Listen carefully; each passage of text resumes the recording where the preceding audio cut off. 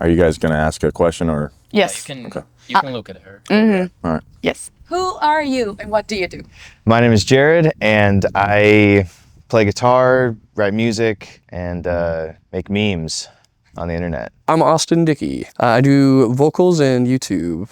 My name's Kalen. I make YouTube videos on 6-string TV. What's up? I'm Johnny Chardulo. I play guitar in Angel Maker and I do vocals in Carcosa. My name's Ricky Thrash and I play the bass guitar. Hi, I'm Sunfire. I play drums, I stream, I do cosplay, and I do like comedy, music, drums. My name is Bernd. I'm a guitar player. A lot of people might know me from my YouTube channel if they are guitar players. I also played as a session musician in a couple of bands from rock to metal to pop. Hi, I'm Drusif. I do everything that I can. Didn't expect anything. I just try and do, anything that I need done, I just learn how to do it and then do it myself. I'm Brandon Aker. I'm a classical guitarist, and I also specialize in what's called early plucked instruments. My name is Andrew Baina. I play guitar on YouTube as well as in my deathcore band Carcosa, and do some vocals once in a while as well. Have you ever felt imposter syndrome as a musician or content creator? Yeah, for sure. Yes, it's funny that when I first started out doing all this stuff, I didn't. I actually thought I was like hot shit when I was like 17, 18. I was like, oh, I'm so good. I think it's definitely more of a prevalent thing when you're around so many talented people. You always kind of like maybe get a little bit more introspective than you would on your own. Oh yeah. Especially early on of like starting YouTube stuff and music. That was a big thing of like getting a bunch of traction first and just being like, this sucks. I'm terrible. I hate this. I gotta do better. Like everyone around me is doing cool stuff and they're in bigger bands. Like I gotta try harder and do more and more and more. I think every musician has felt some sort of imposter syndrome at some point in their career. And I think in my situation, I mean, especially, where I'm at right now, I'm not even close to where I want to be. And so there's times where we're all kind of, you could feel discouraged, like, well, there's always a better bass player, there's always a better musician, there's always better talent out there. Yes, I have. I feel like when I'm learning new things like singing, for example, I feel like I'm not there and I'm not good enough, but like I'm not to the level I want to be yet. And so I don't share as much until it's perfect. I think for all musicians, it's definitely a real thing, because if you pursue your instrument, definitely don't ever feel like you reached a point where you're completely happy with what you're doing. Absolutely, yeah. In life, I like to think that you never stop learning. So it's like, I don't think something that you can ever perfect or like know perfectly. That's the same sentence twice. Oh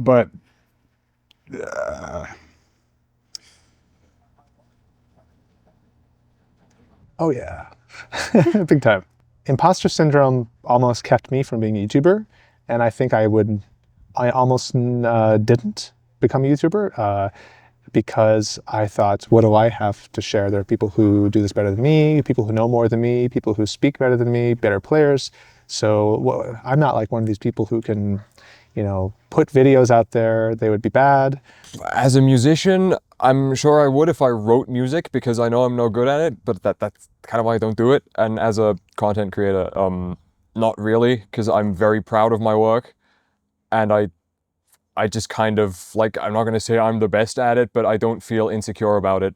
And I just kind of do my thing. I don't worry about what people think of it from the outside. Once I started like posting stuff and watching other people and actually going out into the world and seeing people perform, then I realized I was like, oh, I have no clue what I'm doing. And probably even more so now when you have 12, 13-year-old kids that just absolutely shred. And, the access to information is so much more attainable nowadays. Being around people who are super talented, they have crazy numbers or more than you or anything like that, I feel like it's a natural feeling.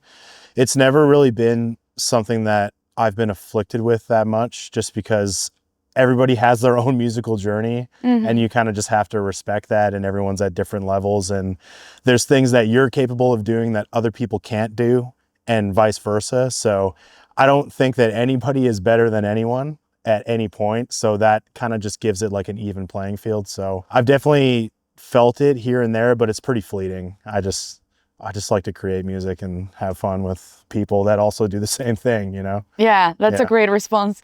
So yeah, it took a long time for me to get to, like, I would say current age. Feel like I've conquered that a little bit. I feel like a little more confident in myself and being like, yeah, I know that I'm good at this and I can do certain things and like I can teach people stuff and I feel like I'm knowledgeable about it, and that's helped a lot of getting away from that idea of just never giving myself the credit of like the work put in and stuff. You know, that was never fun, but now it is. So that's good.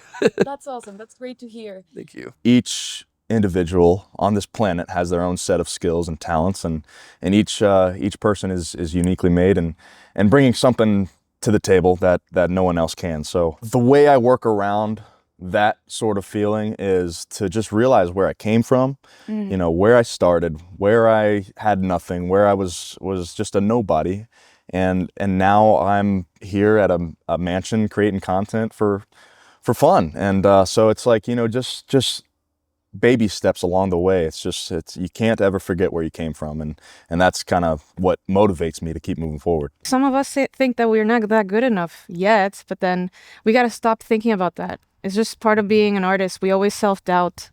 Because you know that there's always a way to improve. And the definition of mistakes simply changes over the years. Like if you step on stage as a beginner player and you kind of mess up a song and you forget the next riff or something, that might be a huge mistake. And as you get more and more professional, a big mistake might be playing a certain section just a little bit too laid back or something, which is something that probably nobody notices in the audience or cares about. But you still feel like you made a mistake and you're not good enough, and that shouldn't happen. As long as I'm doing something with music, then I won't feel like an imposter, because I've always just loved music. If that makes sense. Like if I were to try to be the best guitar player, then yeah, that would be imposter syndrome for sure. But for me, it's like I just want to be involved in and around music, creating music, and helping people create music. And that's always been in my heart. So that feels right. And I don't feel like an imposter in that regard. So I feel like I just fit into that really well. Just enjoying your passion and Yeah. not letting that sense of competition ruin that. Yeah. Yeah, exactly. Yeah. Actually, my wife said to me, like, you just try. She convinced me to talk on camera and do it. And so I started. And of course, I was very embarrassed. I'm like, oh, I suck. And I'm mumbling and I can't speak well. And you just do one, you're embarrassed. You watch yourself on camera. It's terrible. You would do it again. You go, okay, that was a little bit better than last time. But your 100th video, somehow it just becomes second nature, easy. And now it's not that I don't have imposter syndrome. I do. But now I've just learned that that's natural. And if you don't have that, I think it's weird. Because imposter syndrome means that for me, that you care. It means you're not narcissistic. If you're humble and you're aware of your faults and the things you have to work on, it means you're always working on yourself, improving. And your ego's not too big. So I think a little imposter syndrome is actually a healthy thing. And I'd be suspect of anybody who has none. The way that I have dealt with it for the most part is I try to consider it's like giving people the option to enjoy or consume or think about whatever the thing is. So like instead of saying, this is me, saying you must look at this, like look at me, I'm doing this thing. It's just putting a bowl of treats on the table and saying, if you're walking by, you can pull out of the jar, you know what I mean? And enjoy it if you'd like, or if it's not interesting to you, then that's fine. Because a lot of times, like I don't give a shit what I have to say, you know what I mean? So like, I don't know why somebody else would, but they do. So I want to give you what you want. And that's kind of how I roll. Have you ever dealt with imposter syndrome? Every day, probably. Yes, definitely. So I've been doing kind of this content creator thing for a very long time, over 10 years. There's been many times where I have woken up and been like, this is probably the last video I'm ever gonna do. Like, something's gonna happen tomorrow. It's all gonna end. Like, whatever. Unfortunately, that happens way more frequently than I would care to admit, which I guess I just did. But yeah, I mean, a great example is the first time Jared asked me to be on Musician Mansion season 1. Oh, yeah. I was like, are you sure? Like, me? Okay. Even though like we were already friends, so obviously like you know, why not? But yeah, I just felt very intimidated or being around other musicians who I think I'm like, oh, I don't want to play guitar next to that person. Like, they're so much better than me, whatever. Yeah, so the answer is yes, definitely. more often than I think people would realize. Thank you for sharing. And what advice would you give to someone who does feel imposter syndrome, that is feeling like, I'm not good enough to be doing this? Exactly that. Do your thing. Fuck them. Like, that entire thought is based on what other people think of you. Just ignore it. Just do your thing. Do it as good as you can, so you can be proud of your work, and that's all you can do. Like, that's the most you can do. Kind of just maybe thinking to myself, is this worth, you know, ruining this experience over, you know? And often the answer is no. Like, I feel like if you get opportunities like this, you should kind of like swallow that and just like take it in stride and just get as much out of this as you can. Because like, if you sit around worrying about how much better everybody is than you, you're gonna get nothing done and walk out of here with nothing, right? So let's just do cool stuff. Just be honest with yourself. Take a look at the mirror, you know. Nobody likes an inflated ego, and just be realistic with where you're at. If you love it, you'll grow. You know, put in the time, put in the hard work. I think a lot more people have imposter syndrome than they talk about. I think it's pretty common. You're not alone if you feel like, I don't deserve this, I don't deserve that. I think we all kind of feel that way. It's part of being human, and especially being a creative. I think we all have that tendency to judge ourselves and always try to be better. And then we see people that are way up here, and well, I'm not that, so what am I? But you are the best you at that day, and you should strive to be a better you tomorrow. And as long as you do that, you won't be an imposter. You're just you know. Does that make sense? Cool. That's awesome. Thank you so much. You're welcome. Thank you. Oh, I would say I know it's a simple thing, but try to be kind to yourself. Like, I know it's easy to say that, but there's so many things in life that they're like an easy thing to hear, but to actually apply them to yourself is where it's like hard to do. You know, I know a lot of people that have imposter syndrome usually are like overly kind to other people and like really want everybody else to be happy and stuff. And that's because they're never checking on themselves, you know? And I think that really compounds to why you can't feel confident about what you're doing, because you're like, oh, I'm not good enough. I'm not worthy of this thing or whatever. But to sit down with yourself and be like, yo, why do I even think that way? Like, I can do what I'm doing, people like, and I should acknowledge that. You know, I shouldn't just be like, they're lying, they're trying to trick me.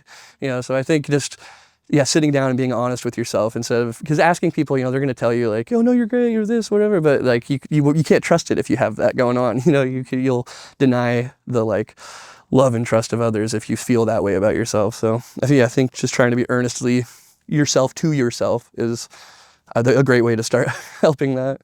Absolutely. Thank you so much. Yeah, of course. Thank you for having me. Now check this out.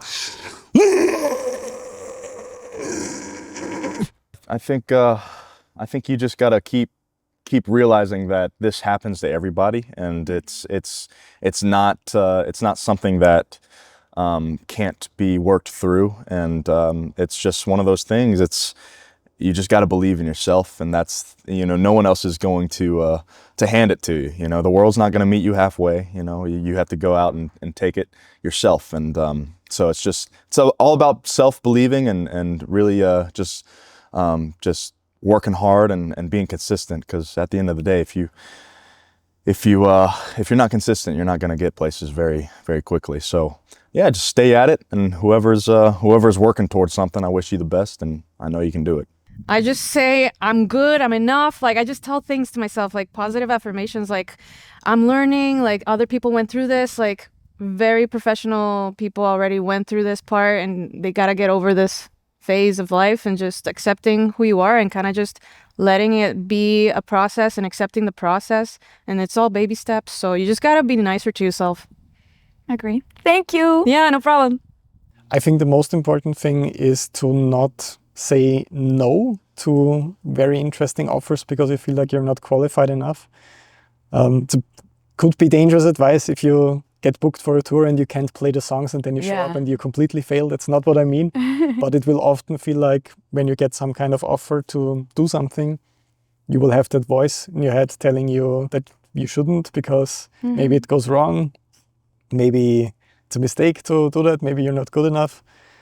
I would still go for it if you feel like it's not completely out of reach. Like I remember my first show, which was a very, very small one, and I couldn't sleep for days until it happened and had all of those nightmare scenarios in my head. And then I played. It was a lot of fun. And at the end, you think, you know, that you're kind of stupid for thinking all of those things and making up those scenarios that never happen, all those bad things.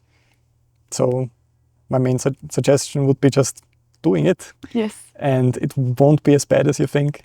And to just try to somehow focus on the positive thing and what you will enjoy, like being on stage should be happy, should be a happy moment for you and not just always about stress. I love that. Thank you so much. Well, thank you. Be kind to yourself. There's always negative voices. Somebody's not going to like something no matter what the thing is. So just do the thing. One of my favorite sayings that I kind of carry around with me is if it scares you, you have to do it. Which has helped me a lot of times with imposter syndrome where I'm like, oh, well, who gives a shit about this? Like, I'm not good enough to be involved with this. And it's like, just do it. Just do the thing. Thank you. Yeah. I mean, honestly, I think the thing that helps me the most is things like this, and even just talking to other friends that do at least somewhat of a similar thing online. I've mentioned this before, I'm sure, but one thing that I think a lot of people don't understand about doing this is 99.9% of the time, you are sitting alone in your basement talking to a camera, which is weird. It's very fun and I'm very happy to do it, but you kind of feel kind of disconnected from reality, I guess is the best way to put it. So it's also just a strange job that not that many people experience. So, you know, getting to know other people that do a similar thing to you and being able to talk about it is so important because chances are everybody here probably has experienced it to some degree, whether it's in a band or a content creation setting, like whatever. Yeah, and also just getting out there and doing stuff live as well helps for sure. The analytics and the numbers, like, oh, this person commented this and this video did worse than this, why? And all that stuff can really wear you down. So anytime you can meet other people who are like you in person, or at least talk online, or, you know, play live shows, stuff like that. Anything in real life is useful, basically, so that you get out of your basement or wherever you may film. Awesome. That's great advice. Thank you so much. No problem. I know almost nobody who, at any level of performing, who walks on stage and is like, yeah, this is just like walking into my bedroom. No, it's not. You're walking in front of thousands of people looking at you, waiting for you to do something. It's intense, right? Imposter syndrome is kind of a similar thing. It's like if you're going to put yourself out there, like with content or online or something, you're vulnerable. You'll feel like, oh my God, I'm going to be judged. Who am I to do this? I mean, this is for other people. This is not for me. But this is normal. And so the first thing is it's normal. Everybody feels it. And rather than letting the fear overcome you, you have to just do it scared. Rather than thinking, maybe I'll do it when I'm not scared. No, you will never not be scared. You just have to do it scared. And then each time it becomes a bit more normal. I love that. Thank you so much. You're welcome. Hold on, dude. Hold on. I feel like I want to do this. With the backlighting, this needs to happen. We're all so serious, and then Jared.